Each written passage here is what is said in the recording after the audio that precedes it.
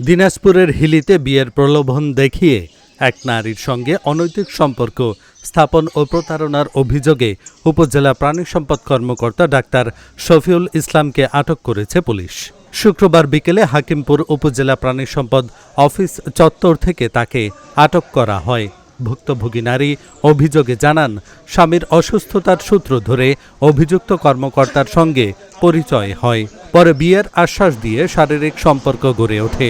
অভিযোগে আরও বলা হয়, তাকে গর্ভপাত করাতে চাপ দেওয়া হয় এবং পরবর্তীতে বিয়ে করলেও পরে তালাক দেওয়া হয়। হাকিমপুর থানার এসআই মাহফুজুর রহমান জানান, ভুক্তভোগীর অভিযোগের ভিত্তিতে নারী ও শিশু নির্যাতন দমন আইনে মামলা রুজু করা হয়েছে।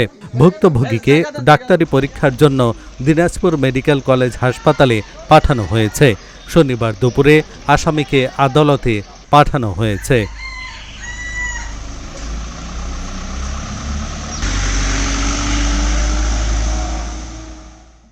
হলো গতকালকে একজন ভিকটিম এসে থানায় অভিযোগ করে।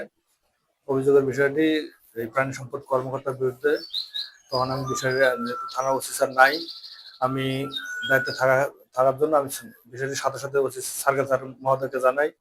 সার্কেল স্যার উনি সাথে সাথে ঘটনা আসার পরে ঘটনা শোনে এবং উনি সব মানে সার্বক্ষণিক এখানে থাকে।